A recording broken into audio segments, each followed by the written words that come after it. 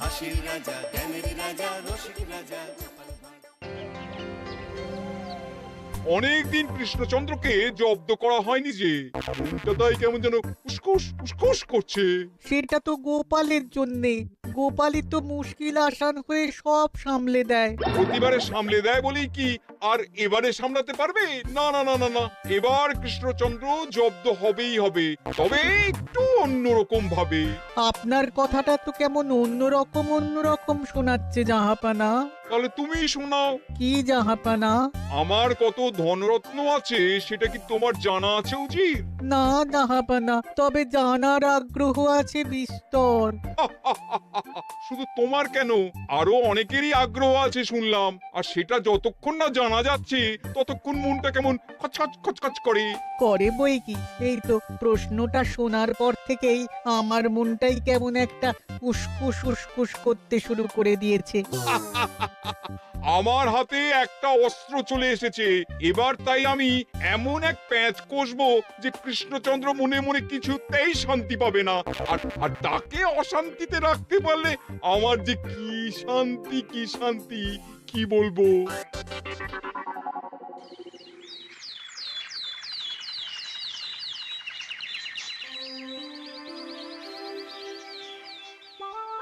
কি যে বলি, মানে এমন আমন্ত্রণ পেলে তো আর না বলা যায় না। যে আমন্ত্রণ পত্র পেয়ে আপনি এত উল্লসিত আনন্দিত, সেই আমন্ত্রণ পত্র কার মহারাজ? আমার অনুমান এই পত্র নিশ্চয়ই নবাবের। তোমার অনুমান একেবারে সঠিক, রাজ্যতীষী।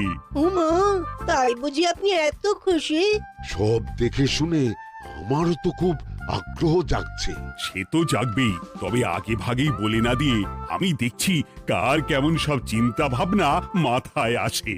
খবর তো একটা আছেই মহারাজ, তবে কথাতেই আছে না, যত হাসি তত কান্না, তাই ভালোর বদলে খারাপটাই মনে আসছে যে বেশি করে। বোঝো ঠেলা, সবকিছুতেই খালি ঘেঁটে দেওয়া। সত্যি গোপাল, আজকাল যেন সবাইতেই তুমি নেতিবাচক কথা বলো। এটাই তো গোপালের স্বভাব মহারাজ। সে যাই হোক, গোপালের অকর্মণ্যতা টের পেয়েই বোধ হয় নবাব শুধু আমাকে আর মন্ত্রীকে মুর্শিদাবাদে যাওয়ার নিমন্ত্রণ করেছেন। বেশ তো, ঘুরে আসুন না তবে, শুভস্য শীঘ্রম। তবে দরকার পড়লে এই ভাঙা কুলো গোপালকেই দরকারে লাগবে, কথাটা যেন খেয়াল থাকে মন্ত্রী মশাই।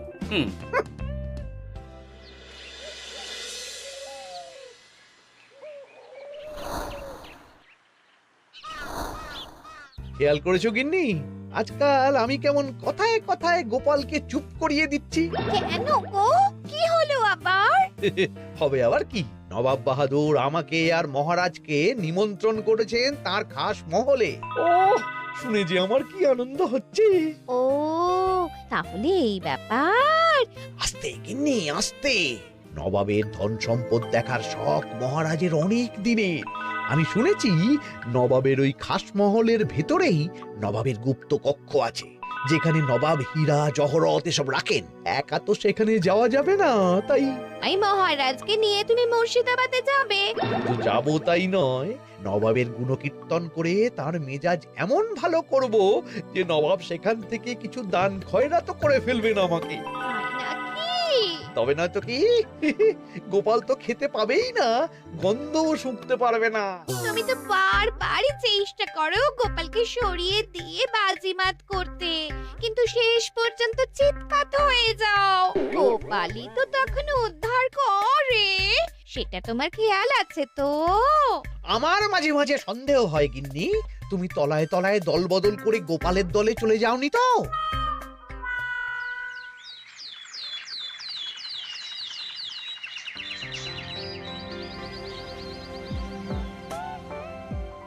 এবার বুঝলে তো দাদু, আমরা কিন্তু তোমারই দলে।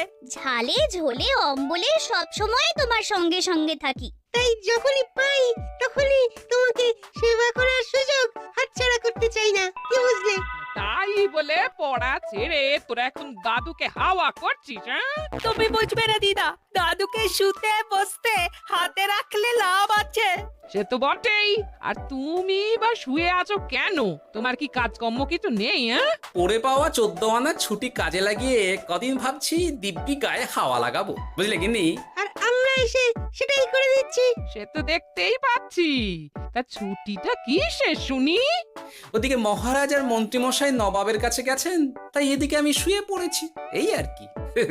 কথাতেই তো আছে, চাষি গেল ঘর, লাঙল তুলে ধর, তাই না গিন্নি? কথায় কথায় দাদু ভালোই দিয়েছে। কোথায় মহারাজ তোমাকে সঙ্গে করে নিয়ে যায়নি বলে তোমার আফসোস হবে তা নয়, উল্টে তুমি শুয়ে শুয়ে হাওয়া খাচ্ছ। আমার মন বলছে শুধু আমি নয়, নবাবও বাজাচ্ছেন ওদিকে। মহারাজ আর মন্ত্রীমশাইকে ঘটা করে কি আর এমনি এমনি ডেকে নিয়ে গেছেন সেখানে? হ্যাঁ?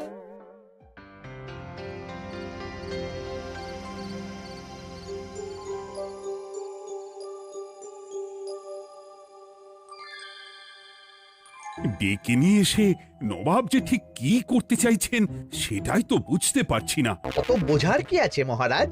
খাবো, শোবো আর গুপ্ত কক্ষে ঢুকে নবাবের সঞ্চয় দেখব, তাহলেই তো হবে। তাই কি আর হবে কে জানে। না না, জানতে তো আমাকে হবে। এখানে এসে তোমাদের কোনো অসুবিধা হচ্ছে কিনা সেটা আমাকে জানতে হবে না? আপনি কিচ্ছু ভাববেন না জাহাপানা, ব্যবস্থা সব করাই আছে। না না, এমনিতে কোনো অসুবিধে নেই, তবে একটা অস্বস্তি হচ্ছে বটে। আসলে মহারাজ বোধহয় মনে মনে ভাবছেন নবাব বাহাদুর নিশ্চয়ই তাকে ডেকে এনেছেন তার গুপ্ত কক্ষে কত মণিমাণিক্য ধন সম্পদ আছে সেটা দেখানোর জন্য। তাই নাকি? মানে এখানকার হিরে সেখানকার চুনি, অমুক দেশের পান্না তমুক দেশের মুক্ত। শুধু কি তাই, আরো কত কি। হ্যাঁ হ্যাঁ, সেগুলো যতক্ষণ না দেখতে পাচ্ছেন ততক্ষণ মহারাজ ঠিক স্বস্তি পাচ্ছেন না। এই যে কৃষ্ণচন্দ্রের যে আমার ধনসম্পদ দেখার প্রবল ইচ্ছে আছে সেটা আমার ভালো মতোই জানা আছে। তবে সবাইকে তো সবটা দেখাতে নেই, আর সবার জন্য সবটাও নয়, তাই না? তাই কি জাহাপনা? তাই গুপ্ত কক্ষের ভেতরে কি আছে সেটা না হয় না দেখাই থাক। না না, তোমরা বরং খানা পিনা করো গিয়ে, হ্যাঁ, বিশ্রাম নাও। উজিত তোমাদের খেয়াল রাখবে, কেমন? এই রে, এটা কি হলো? কি আবার হবে? তোমার পাল্লায় পড়ে মান সম্মান সব গেল। এর থেকে আমার কৃষ্ণনগরই ভালো।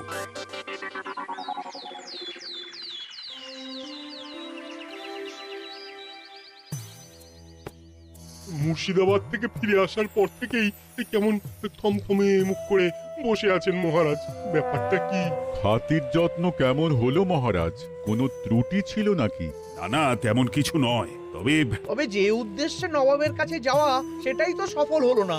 গুপ্ত কক্ষে ঠিক কি কি ছিল সেটাই তো জানা হলো না, তাই না মহারাজ? উদ্দেশ্যটা আসলে কার ছিল সেটা আমি এখন ঠিক বুঝতে পারছি। তোমাকে আর সাফাই দিতে হবে না। সেই বুঝবেন, তবে দেরিতে বুঝবেন। কি আর করা যাবে, ফলে যা হওয়ার তাই হবে। না না, তাই বলে নবাব যেভাবে তার গুপ্ত কক্ষে ঢুকতে না দিয়ে আমাকে অপমান করেছেন সেটা আমি মোটেই মেনে নিতে পারছি না। মহারাজের এই অপমানের শোধ তুলতে পারে একমাত্র গোপাল, আমি নিশ্চিত। ঠিক বলেছেন, গোপাল যদি দেয় কোনো চাল তাহলেই নবাব হবেন নাকাল। না না, এর মধ্যে গোপালের ঢোকার কোনো দরকার নেই। এটা মহারাজ আর নবাবের ব্যাপার। তুমি চুপ করো।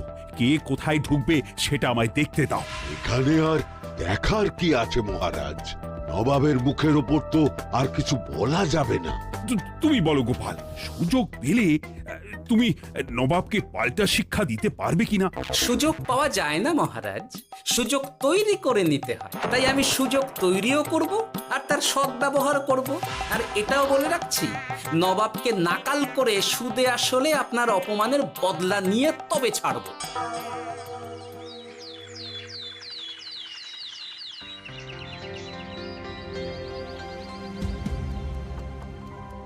কি হলো জাহাপানা, আপনি যেমনটা চেয়েছিলেন তেমনটাই তো হলো। মহারাজ কৃষ্ণচন্দ্র মনের কথা মনেই চেপে রেখে মুখ চুন করে পালালো, তারপরেও আপনার মন ভালো নেই? না না হুজির, ঠিক জমলো না। তার উপর আবার এই বেনামি পত্র। সে কি, মহারাজ কৃষ্ণচন্দ্রকে অপমান করে তাড়িয়ে দেওয়ার পরেও জমলো না? হ্যাঁ, আর কোন পত্রের কথা বলছেন জাহাপানা? কে পাঠিয়েছে, কোথা থেকে পাঠিয়েছে কিছুই বুঝতে পারছি না। তবে দু চার কথা যা লেখা আছে এতে, তাতেই তো চোখ কপালে উঠেছে। আমার খাস মহলের ব্যবস্থাপনায় নাকি ত্রুটি আছে, অতিথি আপ্যায়নে বিস্তর গলদ।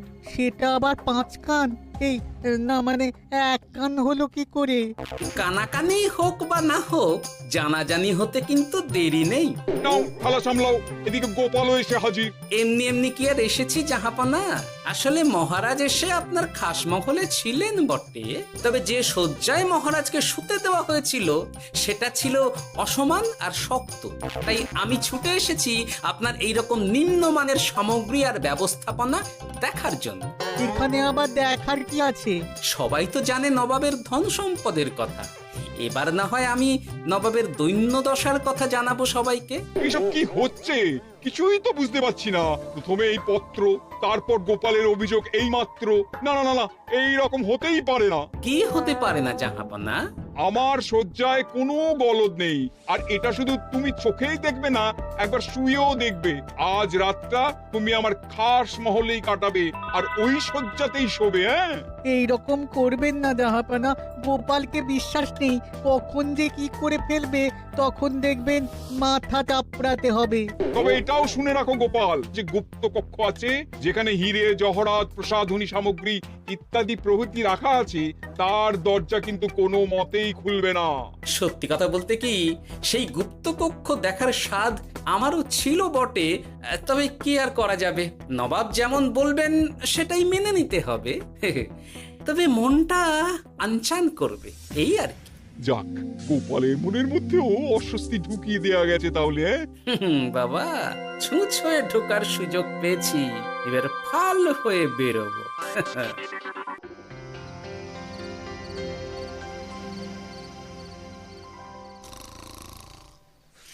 আপনি কিচ্ছু ভাববেন না জাহাপানা, গোপালকে আমি চোখে চোখেই রেখেছি।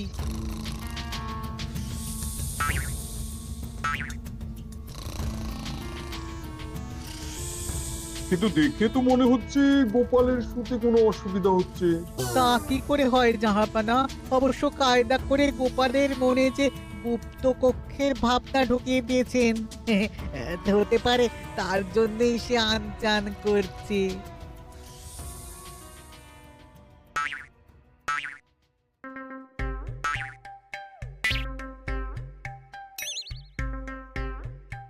ওই দেখো, গোপাল হঠাৎ কি শুরু করেছে। তাই তো, কিন্তু কি করতে চাইছেটা কি? কি হলো গোপাল, কিছু বলবে নাকি? এ কি, আমি কোথায়? ও, এটা তো রাসমহলই মনে হচ্ছে। এখানেই তো তুমি ছিলে, কি মুশকিল। আচ্ছা, তোমার অসুবিধাটা ঠিক কোথায় হচ্ছে বলো তো? না না, শুতে তেমন কোনো অসুবিধা বোঝার আগেই তো অন্য অসুবিধে শুরু হয়ে গেল। আসলে সত্যি সত্যি তো আর গুপ্তকক্ষে ঢুকতে পারিনি, তাই স্বপ্নে ঢুকেছিলাম মনে হলো। তারপর সেখানে ঢুকেই দেখতে পেলাম বস্তা বস্তা ধনরত্ন। আমি তো সেই বস্তার ভেতরে হাত ঢুকিয়ে সেগুলোকেই 2 হাত দিয়ে তুলছিলাম। এবার তো বুঝতে পেরেছো যে তুমি স্বপ্ন দেখছিলে। এবার ঠিকঠাক ঘুমো তাহলে।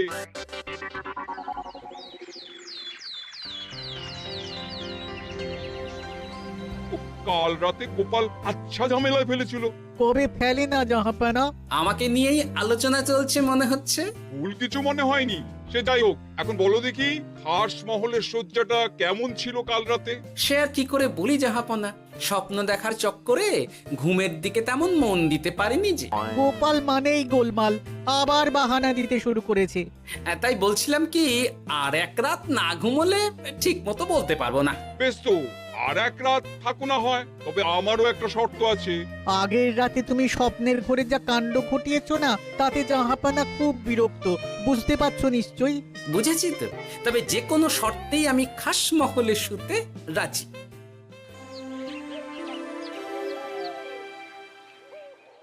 আমার এক কথায় রাজি হয়ে গোপাল নবাবের কাছে ছুটে গেল, কিন্তু কই, এখনো তো ফিরে এলো না। এমনও তো হতে পারে মহারাজ যে নবাব গোপালকে আটকে রেখেছেন। কেন? গোপাল তো দাবি করে যে সে তার বুদ্ধির জোরে যে কোনো বাধা বিপত্তি থেকে বেরিয়ে আসতে পারে। এবার তাহলে ফেঁসে গেল কি করে? না না, গোপালের কোনো বিপদ হবে না। দেখবেন গোপাল এবারেও ঠিক বেরিয়ে আসবে। হ্যাঁ, গোপাল আসবে হেসে হেসে, মহারাজ দেখবেন বসে বসে। আমার ধারণা কিন্তু যে কোনো শর্তেই নবাব গোপালকে শায়েস্তা করেই ছাড়বেন। গোপাল যখন নিজে থেকে নবাবকে খোঁচাতে গেছে তখন আঁচড় তো খেতেই হবে। কি জানি নবাব আবার গোপালকে কিভাবে জব্দ করছেন, কি জানি।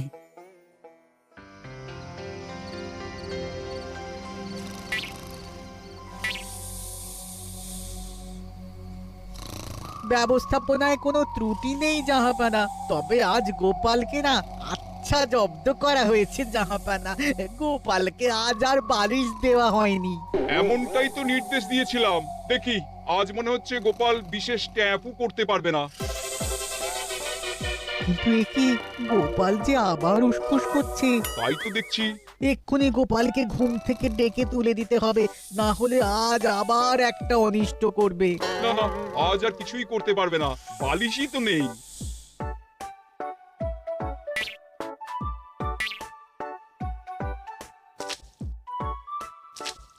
এ কি, গোপাল তো আবার শুরু করে দিয়েছে। ধরো ধরো ধরো, এক্ষুনি ধরো ওকে। আরে ওঠো ওঠো, জেগে ওঠো গোপাল। আরে হচ্ছেটা কি? আজ আবার তোমার কি হলো? এ হে, আজ আবার একটা গন্ডগোল করেছি মনে হচ্ছে। গন্ডগোল বলে গন্ডগোল, জল ছড়িয়ে কি অবস্থা করেছো দেখো। আমার কোনো দোষ নেই, কিন্তু সেই আবার গুপ্তকক্ষের স্বপ্ন এলো আর গোলমাল হয়ে গেল। আজ আবার কেমন স্বপ্ন এলো? গুপ্তকক্ষের যেদিকে আরব আর পারস্য দেশের আতরের সম্ভার ছিল, স্বপ্নে সেই দিকে ঘুরছিলাম আজ।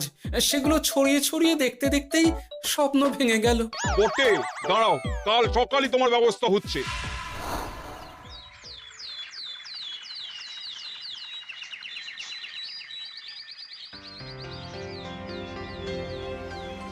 গোপালের বিদায় করার ব্যবস্থা পাকা হয়েছে তো উজির? কি যে বলেন জাহাপানা, আপনি কিছু করতে বললে আমি কি সেই কাজ ফেলে রাখি নাকি? কি ব্যবস্থা করলে শুনি? তোমার তো আবার 18 মাসে বছর। এবারে আর সেটা বলতে পারবেন না। ঘোড়ার পিঠে চেপে এতক্ষণে হয়তো গোপাল কৃষ্ণনগরে পৌঁছেও গেছে। যাক, আপদ বিদেয় হয়েছে তাহলে। সর্বনাশ হয়ে গেছে জাহাপানা। আবার কি হলো? গোপাল তো ওই খাসমহল ছেড়ে যায়নি, উল্টে কোথা থেকে একটা ওই ঢেঁড়া জোগাড় করে এনে ওই সবকিছু ঘেঁটে দেওয়ার চেষ্টা করছে। বোঝো ঠেলা, এবারে নবাবই দেখুক কি করে সামলাবে।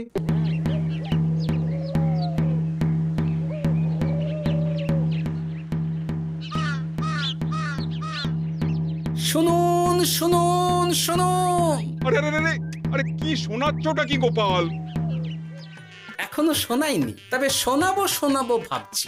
সবাইকে জানাতে গেলে এই ঢাড়া পেটানো ছাড়া আর উপায় কি? কিন্তু জানাবেটা কি? এই যে নবাব যে অতিথিদের ডেকে এনে তাদের নিশ্চিন্তে ঘুমোতে দেওয়ার ব্যবস্থা করতে পারেন না, এটা তো সবার জানা দরকার। কি বিপদ! না না না না, এই বদনাম নিয়ে আমি গোপালকে কোথাও যেতে দেবো না। তাহলে কি করতে হবে জাহাপানা? আজ ও রাতে গোপাল খাস মহলে শোবে।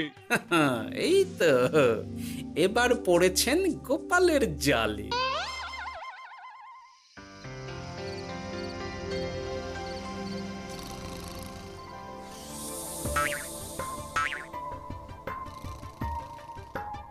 আজ গোপাল নিশ্চিন্তে ঘুমোবে।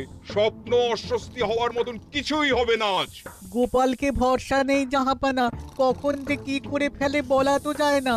না না, আমি নিশ্চিত আজ আর কিছুই হবে না।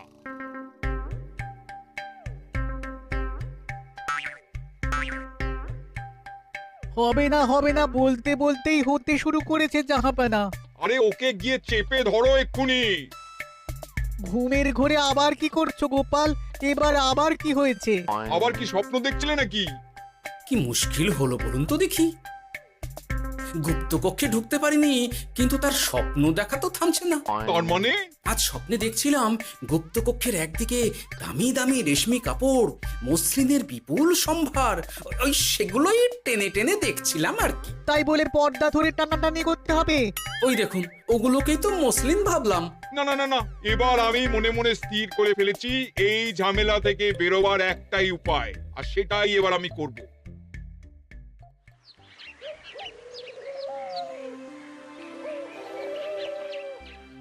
গোপালের ফিরতে কিন্তু এবার সত্যিই দেরি হচ্ছে।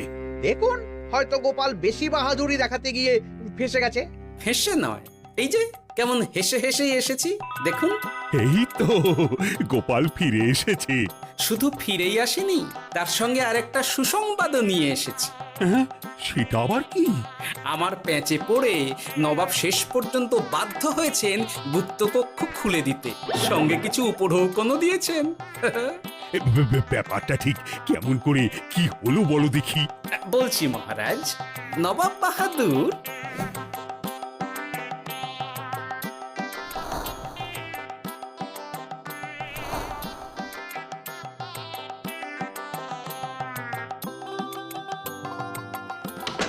এসো গোপাল, তোমার জন্য আমি গুপ্ত কক্ষের দরজা খুলেই দিলাম। তবে খবরদার, আবার উল্টো পাল্টা স্বপ্ন দেখে ঘুম নষ্ট হওয়ার বাহানা দেবে না। আর কৃষ্ণচন্দ্রকে গিয়ে বলবে তারও আর গুপ্ত কক্ষ দেখতে আসার কোনো বাধা নেই। আর একটা কথা,